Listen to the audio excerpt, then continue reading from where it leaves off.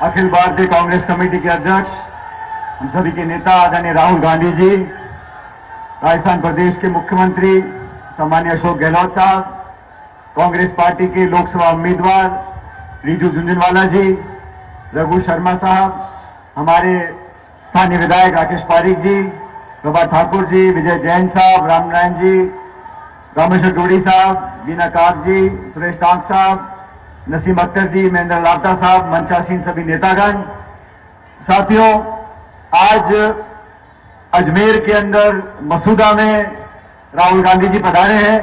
मैं सबसे पहले प्रदेश कांग्रेस कमेटी की तरफ से, अपनी तरफ से और आप सब लोगों की तरफ से राहुल गांधी जी का स्वागत करना चाहता हूं। कृपया जोरदार तालियां बजा के राहुल जी का स्वागत करें। अजमेर में मसूदा में लोकसभा के चुनावों के लिए देश भर में राहुल जी प्रचार कर रहे हैं।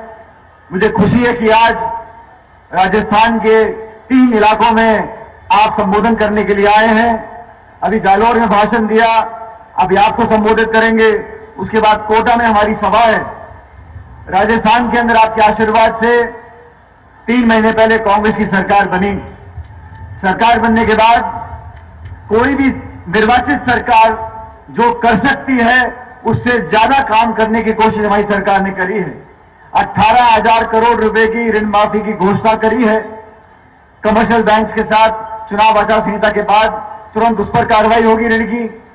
हमारी पेंशन हो, हमारे भत्ते हो, फसल खरीद हो, हर क्षेत्र में हमारी सरकार ने जो वादा किया मैनिफेस्टो में, उसको पूरा करने में कोई कसर नहीं छोड़ रहे हैं। आपके आशीर्वाद से 5 साल तक हमने संघर्ष किया, कांग्रेस के नेताओं ने, कार्यकर्ताओं ने, और ये आप ही की दुआ है, आप ही की मेहनत है कि आज कांग्रेस पार्टी की सरकार राजस्थान प्रदेश में है। राहुल जी के नेतृत्व में छत्तीसगढ़ में, राजस्थान में, मध्य प्रदेश में कांग्रेस सरकार बनाने कामयाब हुई है। और भाजपा के साथियों को बताना चाहता हूं, जहां पर आप घमंड और अहंकार की राजनीति करते हो, तीनों राज्यों में द्विपक्षीय मुकाबला हुआ और हमने आपको हराया है। लोकसभा चुनाव में भी आपका बोरिया बिस्तरा बांध के यहां से विदा करने वाले हैं। राजस्थान में मिशन 25 की तरफ हम लोग आगे बढ़ रहे हैं। आज भाजपा के जो नेता हैं, जिस प्रकार के भाषण वो देते हैं, जिस प्रकार से आरोप लगाते हैं, जहर घोलने की बात करते हैं, समाज को तोड़ने की बात करते हैं, पिछली सरकारों पर दोष बढ़ने की बात करते हैं। मैं पूछना चाहता हूं, आज अगर रसोई गैस सिलेंडर की कीमत 1,000 रुपए हो गई है, आज अगर पेट्रोल डीजल 80 रुपए लीटर पहुंच गया है, तो इसमें किसकी गलती है? मोदी साहब की गलती है या मनमोहन सिंह जी की गलती है? 5 साल पुरानी सरकार पर उंगलियां उठाना ये शोभा नहीं देता। एक प्रचंड बहुमत मिला था राजस्थान में, जहां पर सरकार ने काम नहीं किया, जनता ने उनको विदा किया है। अभी 23 मई को जब मतगणना होगी तो भारी बहुमत के साथ कांग्रेस के नेतृत्व वाली सरकार, राहुल गांधी जी के नेतृत्व की सरकार दिल्ली में बनने जा रही है।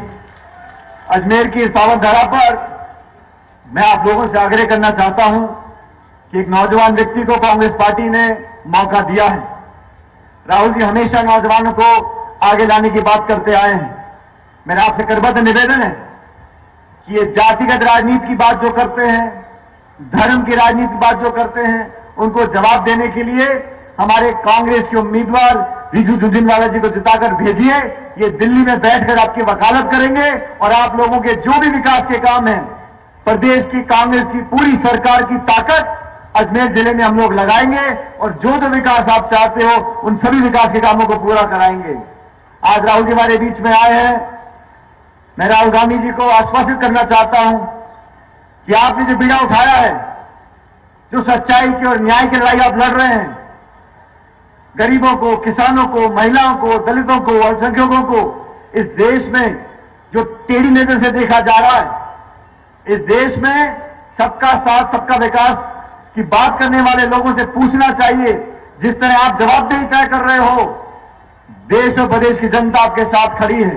एक एक कांग्रेस का कार्यकर्ता कंधे से कंधा मिलाकर भाजपा को चुनौती देगा और 5 साल को झूठे वादे करने के बाद आप सरकार में बैठे थे, आज आपका जाना तय है।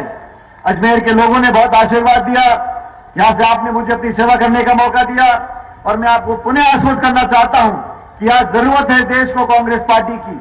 आज रिजू जीतकर दिल्ली जाएंगे, सरकार कांग्रेस बनेगी, ये अच्छी बात है, लेकिन ज्यादा महत्वपूर्ण यह है इस देश में हमारे लोकतंत्र को, हमारे गणतंत्र को जो चुनौती दी जा रही है, संस्थानों को जानबूझकर खत्म किया जा रहा है। संविधान के तहत 70 सालों से हम लोगों ने जिन संस्थानों को यहां तक पहुंचाया था, भाजपा की सरकार चुन चुनकर उनको खत्म करने का काम कर रही है।